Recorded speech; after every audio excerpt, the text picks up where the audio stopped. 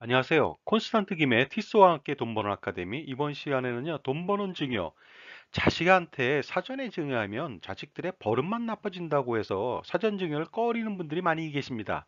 과연 어떻게 하면 효과적으로 자녀들한테 증여하고 상속세도 줄일 수 있을까요? 거기에 대해서 알아보도록 하겠습니다.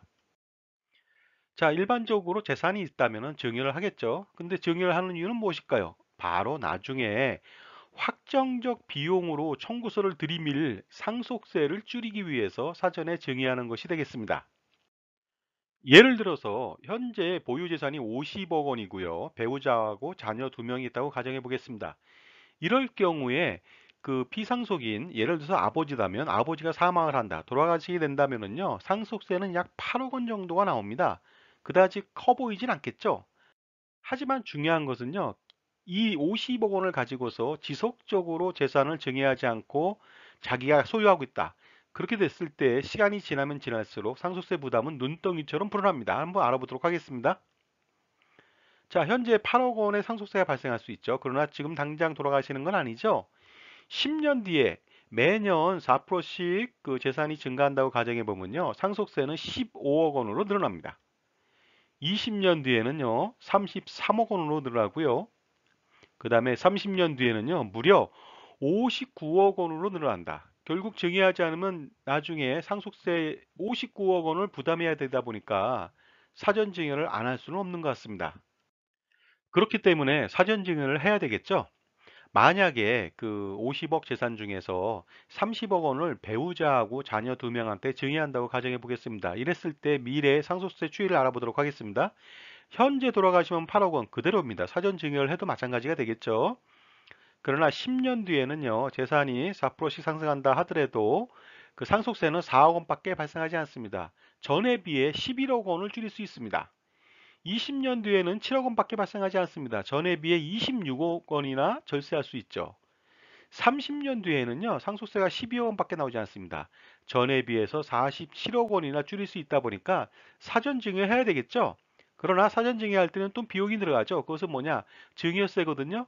배우자하고 자녀 2명한테 증여한다. 그러면 약 증여세는 5억 원 정도가 나올 수 있고 이보다 더 줄일 수 있는 방법도 있습니다. 어떻습니까? 증여세 5억 원 물고 그 최대 47억 원까지 상속세를 줄일 수 있으니까 아주 효과적이겠죠.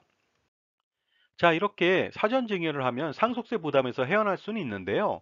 중요한 것은 뭐냐면 재산을 다 주고 나면 부모님은 어떤 느낌일까요? 어떤 입장이 될까요? 마치 이빨 빠진 호랑이로 전락한다.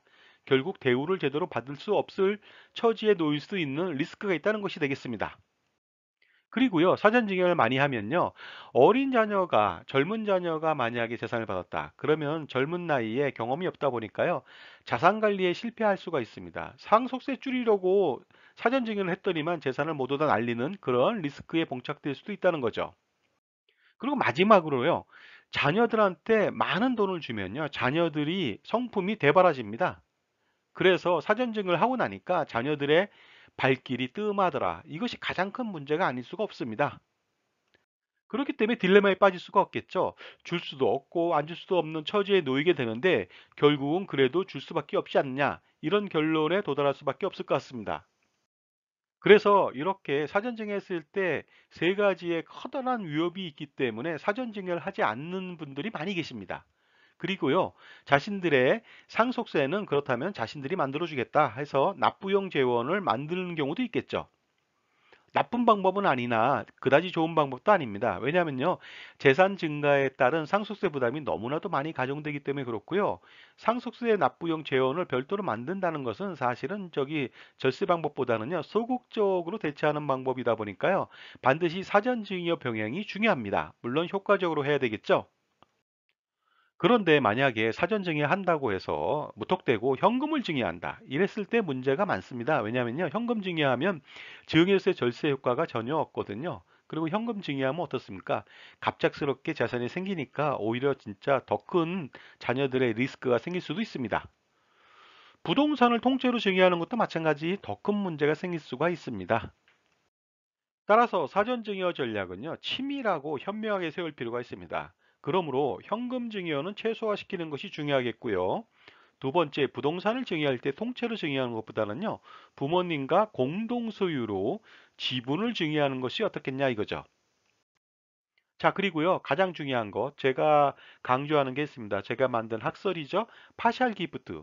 그래서 부분 증여를 하는 것이 좋겠다는 거죠. 부동산 같은 경우에는요, 건물과 토지가 있었을 때 토지만 증여하는 방법이 바로 파샬 기프트가 되겠습니다.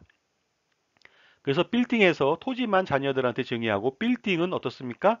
부모님, 아버지나 어머니가 가지시면 됩니다.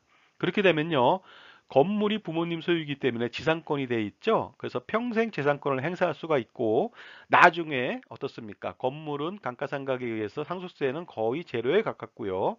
미리 토지를 증여받은 자녀들은 엄청나게 상속세를 물지 않으면서 재산 증식에 성공하겠죠. 자, 그리고 파셜 기프트와 함께 크로스 플랜도 병행하면 아주 효과적입니다. 크로스 플랜이 무엇일까요? 증여를 최소화한다면 나중에 상속세 부담이 생기겠죠. 미래에 발생할 상속세를요, 부부가 경제적으로 아주 싸게 크로스로 서로서로 그 상속세 재원을 만드는 플랜이 되겠는데 이것 또한 제가 만든 이론이 되겠습니다. 그래서 파샬 기프트와 함께 크로스 플랜을 같이 병행한다면 아주 효과적으로 현명하게 사전 증여와 상속세를 동시에 전략할 수가 있을 것 같습니다. 자, 이처럼 증여 같지 않은 증여, 파샬 기프트와 그 다음에 그 크로스 플랜을 통해서 상속세 절세 효과를 극대화시키는 일석이조의 효과를 노리시기 바랍니다. 그리고 더 중요한 것은요, 이러한 상속세 증여세 절세 전략은 절세보다 더 중요한 것은 바로 현명함입니다. 현명한 증여와 현명한 상속이 중요하겠죠. 그리고 가장 중요한 거, 자녀들이 효와 부에 대한 올바른 교육이 병행되는 것이 가장 중요하다고 볼 수가 있습니다. 자, 지금까지 자녀한테 증여하면 문제점이 많은데 효과적으로 증여하는 방법에 대해서 알아봤습니다. 감사합니다.